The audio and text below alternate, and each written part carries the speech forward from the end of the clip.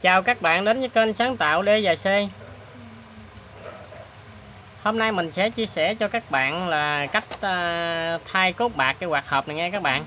Rồi cái cây quạt hộp này hiện tại giờ thì kim điện vô là nó không chạy nghe các bạn. Hiện tại giờ nó kim điện vô nó chỉ thôi, nó không chạy. Thì hôm nay mình sẽ hướng dẫn cho các bạn là gỡ ra và thay cây cốt của cây quạt hộp này nha. Hiện tại giờ cây cốt cái này là nó bị gơ rồi nha các bạn, do xài lâu ngày nó bị gơ nhé. Rồi bây giờ mình gỡ ra, mình tiến hành mình gỡ ra để thay cốt nha các bạn. Rồi bây giờ mình bắt đầu mình gỡ nha các bạn. Đầu tiên là mình gỡ cái dàn gỗ này trước nha. Đây, mình bắn ốc này ra.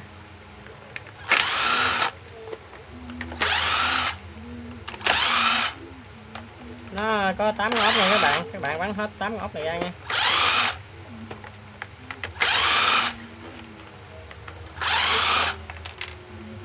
Rồi xong ta đã gỡ xong 8 ốc nha.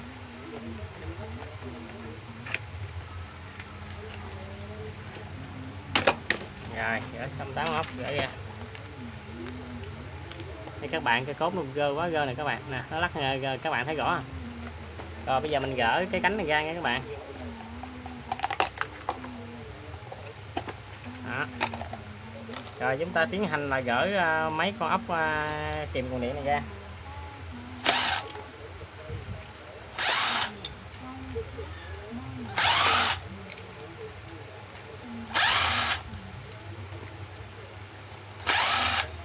Đó, xong ta lấy nguồn điện lên nha các bạn. Đây, để mình lót cái này vô đi.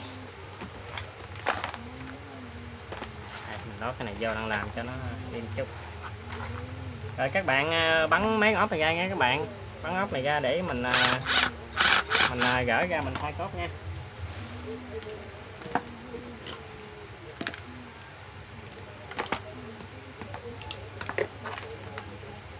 Đây ta kèm ốc ta bắn ra.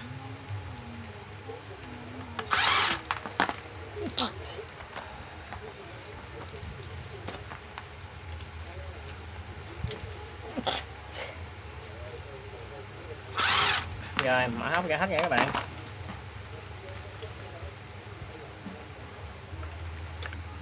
Đây chúng ta mở ốc, chúng ta để một bên nha.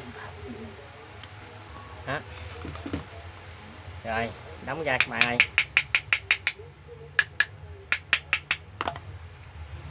Đó. Đây các bạn thấy không, cốt của nó bị muốn cháy hết rồi nha các bạn. Rồi chúng ta khỏi nhẹ nhẹ nguồn điện ra nha các bạn. Rồi khỏi ra, khỏi kìm mà phải kìm cái cốt nha. Đúng rồi, cái cô to nó chạy tới chạy lui là nó bị đứt cái cuộn điện này nha các bạn. Đó chúng ta khỏi, chúng ta phải kìm nha, kìm kỹ một chút.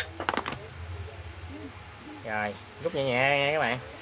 Nhiều khi cái cô to nó làm nó làm ở đây dây này nó bót này, các bạn mà rút mạnh ra thì nó sẽ đứt cái dây này nha các bạn, kỹ nha. Với lại các bạn kỹ cái đường dây này nha, nhiều khi nó mấy cái dây rút này nè mà xài lâu ngày nó nóng nó giòn nó thì các bạn chú ý, để không thôi là các bạn đóng mạnh là nó bị đứt hết nha các bạn.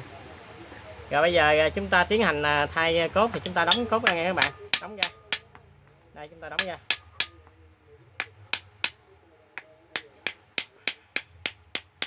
Rồi bây giờ chúng ta gỡ cái phe này ra trước đi.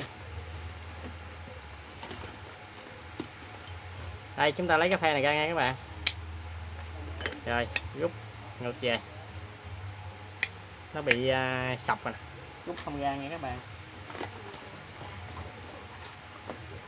Rồi mình lấy nhám mình bo nha, mình bo chỗ cái khớp này nè mình mới rút ra được. Đó.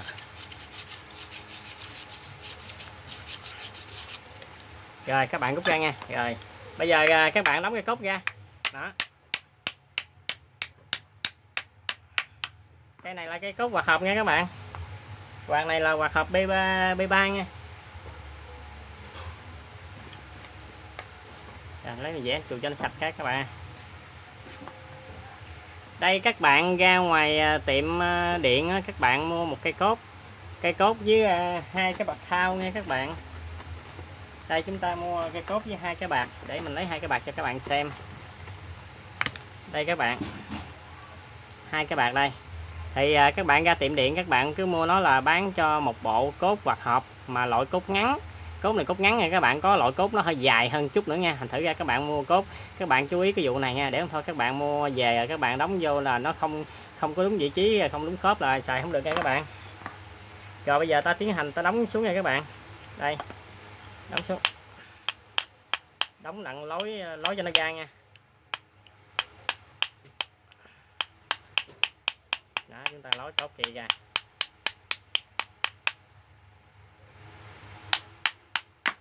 Đó, cốt nó dưới nó văng ra nha các bạn. Đây chúng ta đóng vô luôn. Rồi các bạn đút cống canh vô. Các bạn canh thử coi nó tới chưa nha.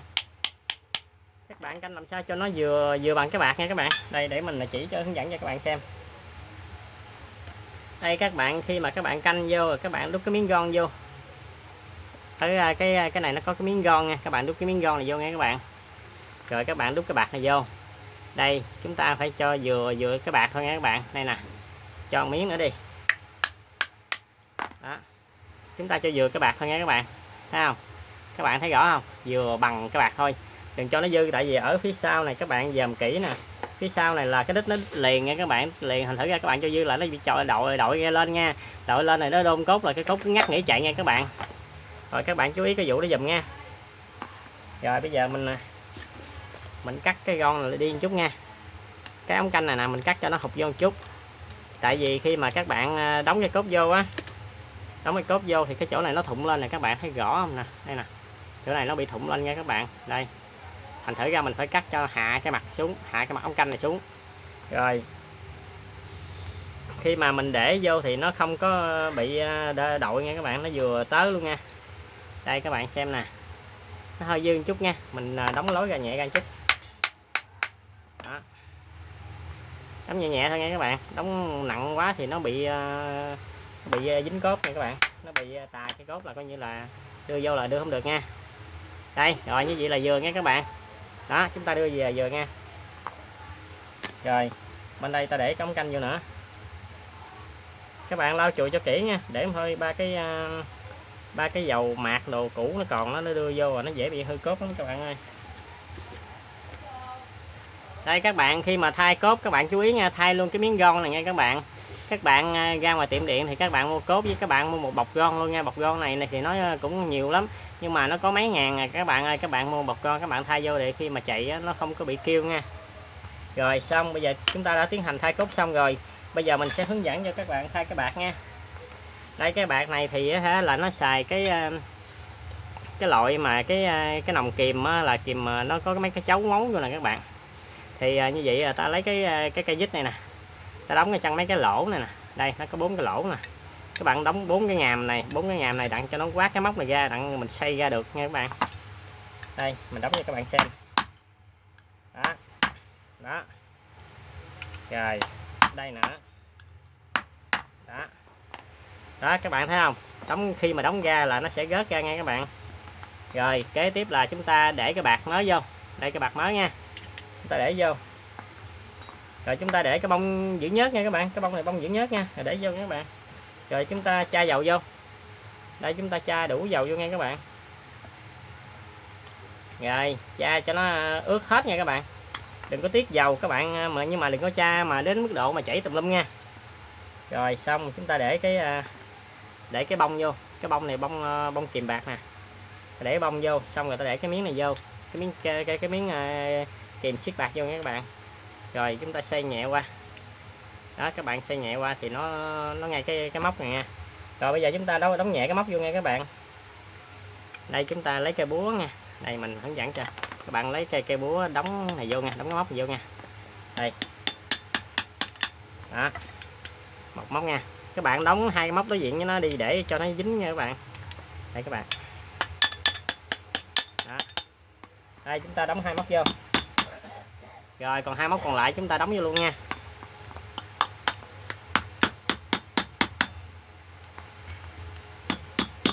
Đó.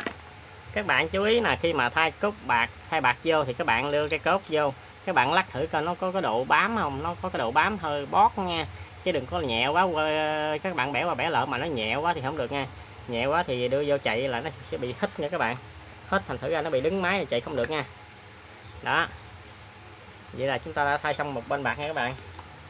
Rồi bây giờ mình còn một bên bạc này chúng ta thay luôn nha, không giữ lại cái bạc nào nha các bạn, tại vì cốt nó hư thì các bạn phải thay hết bạc nha, chứ đừng có tiếc mà giữ lại cái bạc là xài không được nha các bạn.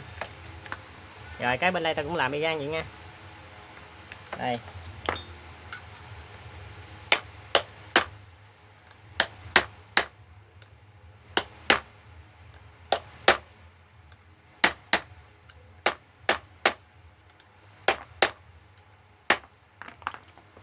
rồi đây chúng ta lấy cái kìm xe nha các bạn.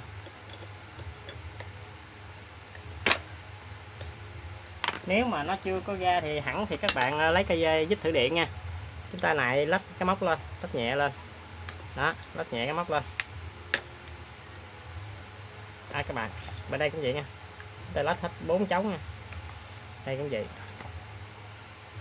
Rồi, vậy là chúng ta đã làm xong thì chúng ta lấy cây vít miệng. Rồi, mình lấy cây vít miệng nha các bạn, lách nó lên. Đó. Chà, cứng quá. Rồi, để mình lắp cho miếng nữa nha. Chưa tới. Đó. Rồi, như vậy có thể lên này các bạn ơi. Đó, nó ra rồi các bạn. Đây, ra nha. Rồi mình thay cái bạc mới vô nha các bạn. Trước khi thay các bạn lau lên sạch nhớt nha. Ba cái nhớt này nó dính ba cái mạc. Cái chổng các bạn để không lau là nó dính vô là nó phá bạc nữa. Rồi. Đây để cái bông duy nhất vô. Rồi cho dầu vô nha các bạn.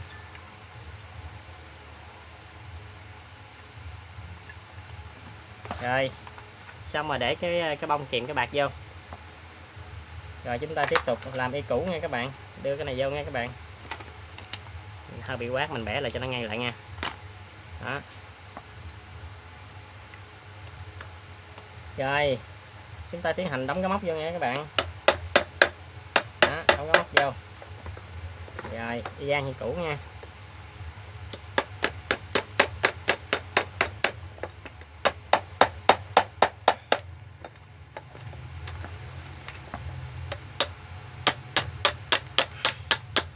Rồi bây giờ chúng ta sẽ tiến hành thay xong cái bạc nha các bạn.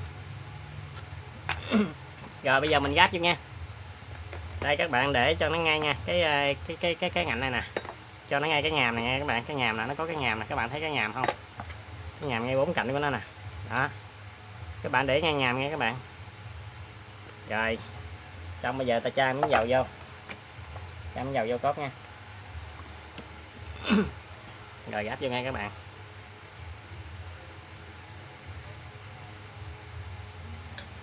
Rồi lắc lắc vô nha các bạn. Chúng ta lắc lắc vô lại vô à. Đó, vô rồi đó các bạn thấy rõ không? Rồi bây giờ mình tra dầu vô cái đầu này luôn nha. Đó. Rồi mình gáp cái mặt vô nha các bạn.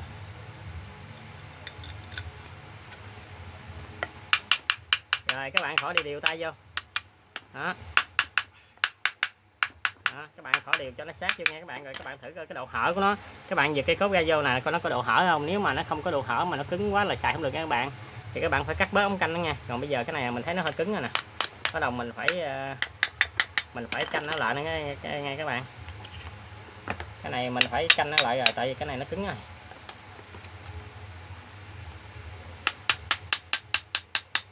Rồi mình lấy ra canh lại nha các bạn. Cái gòn này là mình phải hạ cái mặt gòn này xuống nè, cái ống canh nè. Ống canh này nó bị dư nè, khi mà mình đóng vô mình thay cái gòn mới vô, cái gòn mới nó dày hơn gòn cũ nha các bạn, mình thử ra nó sẽ dư nha. Đó, bây giờ mình đưa ống canh mình cắt hạ xuống. Đó các bạn, hạ xuống nha. Rồi chúng ta tiến hành gáp lại thử cái coi sao nha.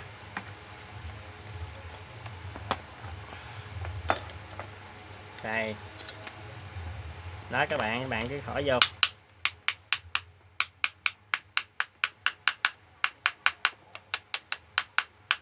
Rồi.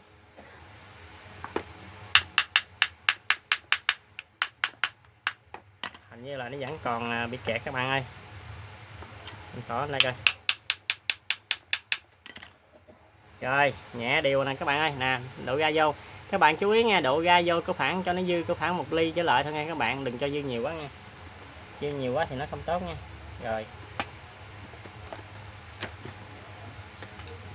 Rồi bây giờ chúng ta tiến hành bắt ốc vô nha. Rồi chúng ta bắt 4 ốc vô nha các bạn. Đây.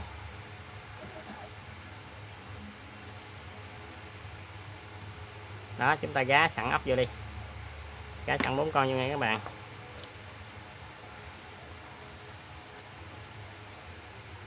Các bạn nếu mà các bạn xem video này các bạn thấy hay thì các bạn nhớ đăng ký để ủng hộ kênh của mình nha. Rồi các bạn nếu mà các bạn đăng ký xong các bạn cứ để comment lại đặng mình thấy mình có qua ủng hộ kênh của các bạn lại nha. Rồi các bạn nếu mà có hay rồi đó, thấy hay thì các bạn có thể chia sẻ cho mình luôn nha các bạn. Chia sẻ để cho nhiều người biết nha các bạn. Rồi đây mình siết vô nha các bạn. Đó.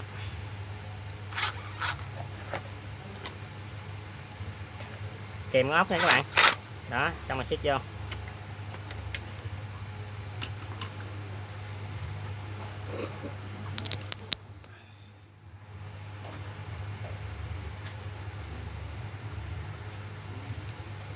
Rồi bây giờ chúng ta cứ siết vô nha.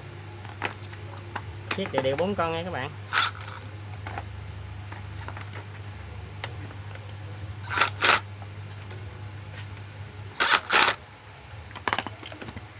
Đó.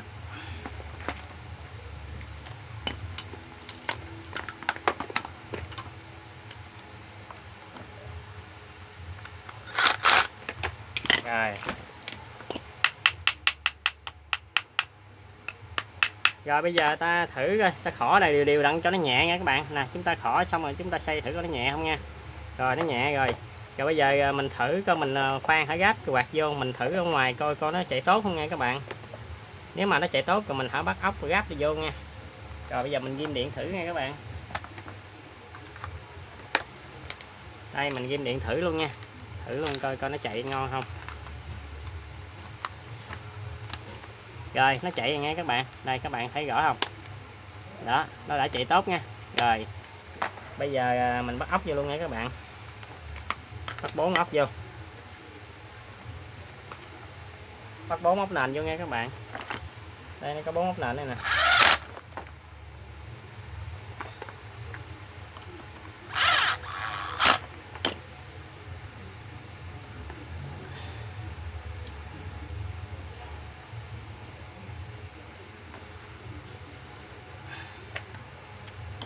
Chúng ta bắt 4 ốc nền vô nha.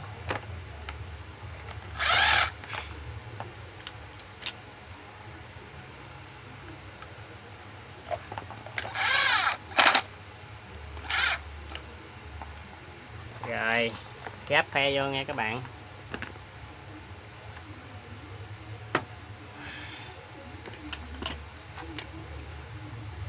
Như vậy là mình đã hướng dẫn cho các bạn là thay xong cái bộ cốt bạc quạt hộp nha các bạn.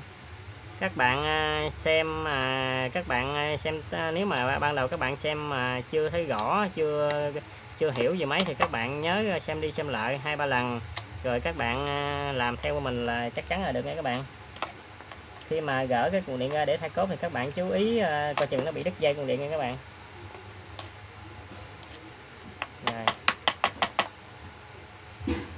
Rồi mình gắp cánh vô nha các bạn.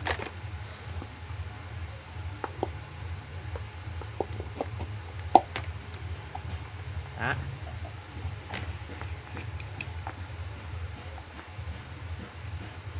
Rồi xong ta tiến hành ta bắt cái này vô, bắt cái gỗ vô nha các bạn. Rồi mình thử lại cái nữa coi chạy ngon không nha. Ồ chạy tốt rồi các bạn ơi. Đó thấy rõ không? Rồi giờ mình tiến hành mình gắp gỗ vô luôn nha.